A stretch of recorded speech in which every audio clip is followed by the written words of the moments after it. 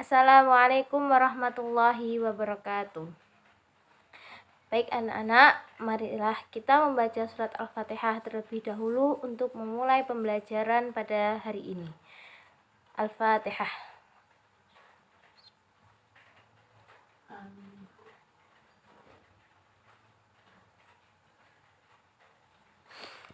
Amin. Bagaimana kabarnya hari ini anak-anak?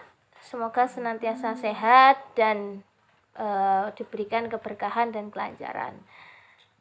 Karena musim penghujan, jadi jaga kesehatan. Baik, pada hari ini kita akan memasuki pada bab kematian dan kehidupan di alam barzah. Sebelumnya, kompetensi dasar yang akan dibahas yaitu ada 3.8 menganalisis dalil akli, nakli, dan fakta sosial kematian, ciri-ciri husnul khotimah dan su'ul khotimah serta alam barzah. Dan adapun tujuan pembelajaran pada materi ini yaitu yang pertama, peserta didik dapat mengidentifikasi dalil akli, nakli, dan fakta soal sosial kematian.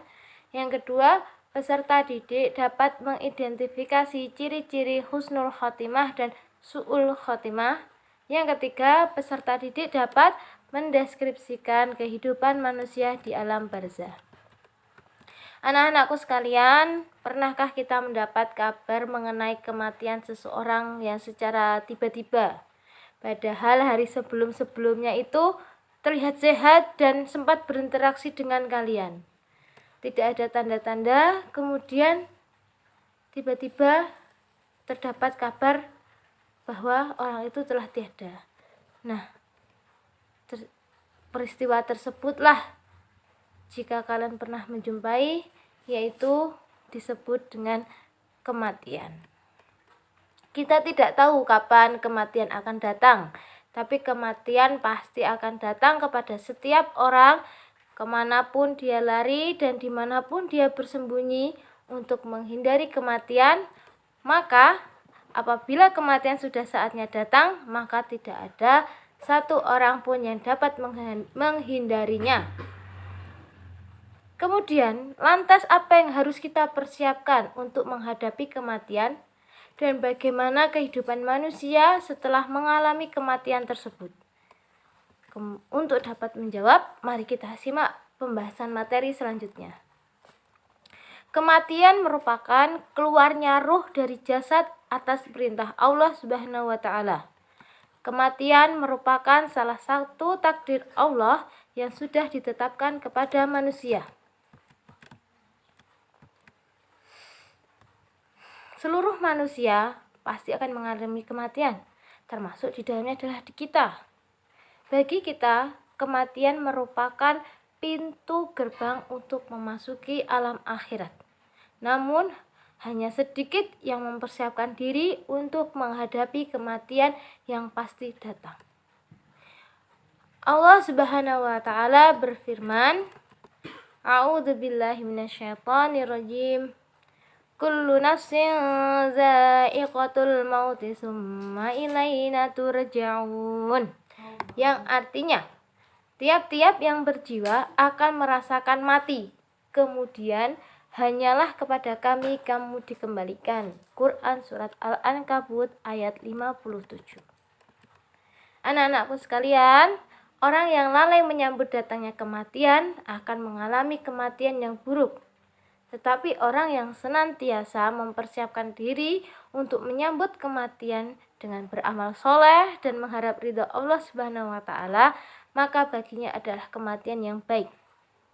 Mengenai kriteria kematian itu ada dua macam, yaitu mati dalam keadaan jelek atau yang biasa disebut dengan su'ul khotimah, dan yang mati dalam keadaan baik yaitu husnul khotimah. Meninggal dalam keadaan husnul khotimah adalah impian semua orang Islam. Keadaan husnul khotimah adalah orang yang akhir hayatnya atau mati dengan keadaan iman dan Islam. Adapun tanda-tanda seseorang yang meninggal dalam keadaan husnul khotimah yaitu dapat mengucapkan kalimat tauhid menjelang ajal.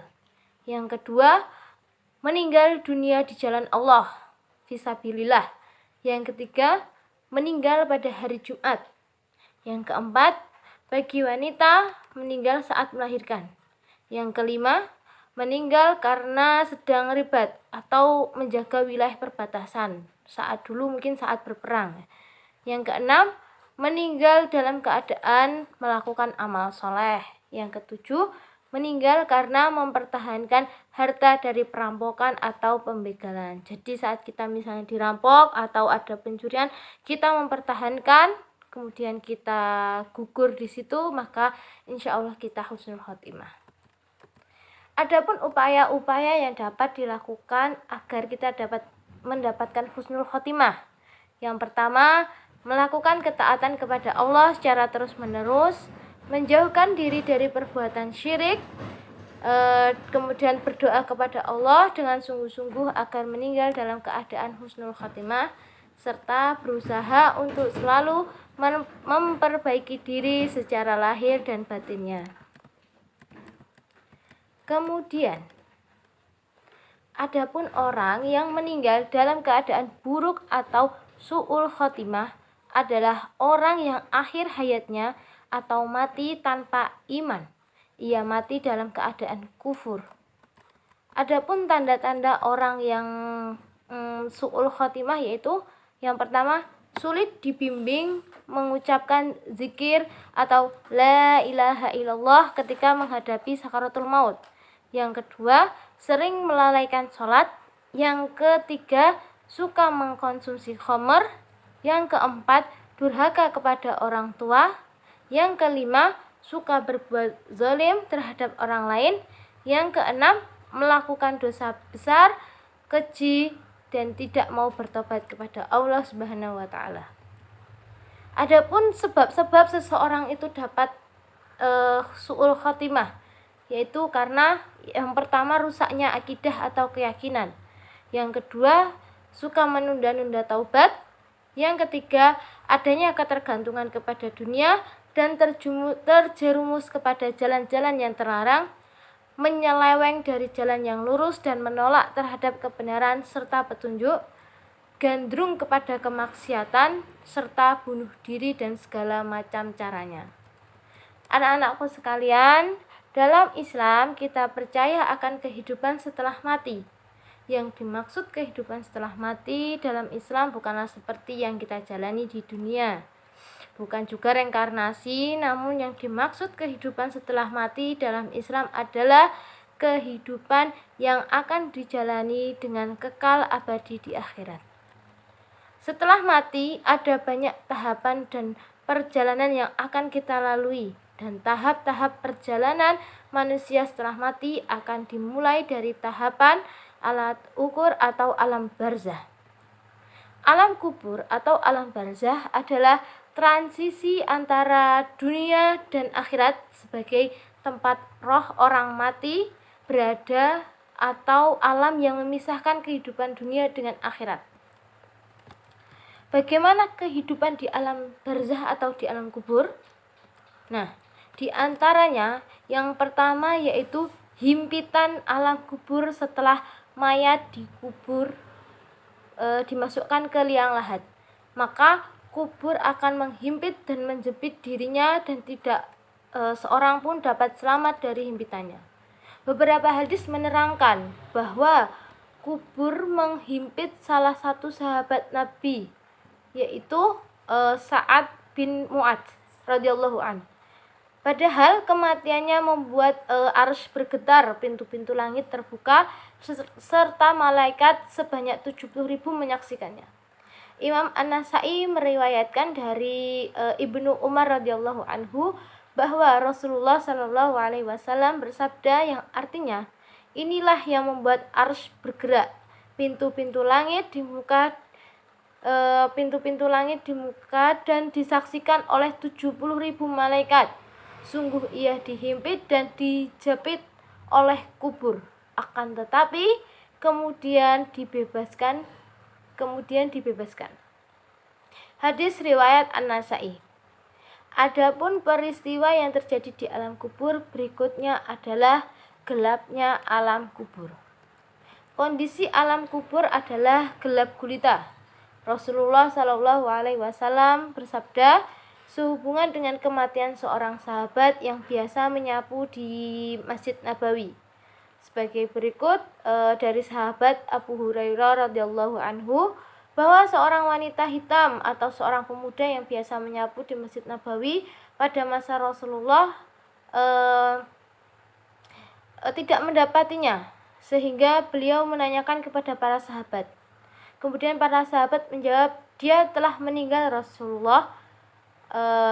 Kemudian Rasulullah Shallallahu Alaihi Wasallam berkata, kenapa kalian tidak memberitahukannya? Tunjukkan kuburannya padaku. Lalu mereka para sahabat menunjukkannya. Beliau pun Rasulullah kemudian menyolati wanita itu, lalu bersabda, sesungguhnya kuburan-kuburan ini dipenuhi kegelapan bagi para penghuninya, dan sesungguhnya Allah Subhanahu wa Ta'ala menghindarinya bagi mereka dengan sholatku terhadap mereka. Hadis riwayat Bukhari dan Muslim. Adapun peristiwa yang terjadi di alam kubur atau alam barzah berikutnya adalah fitnah atau ujian kubur. Jika seorang hamba telah diletakkan di alam kubur, maka dua malaikat akan mendatanginya dan memberikan pertanyaan-pertanyaan.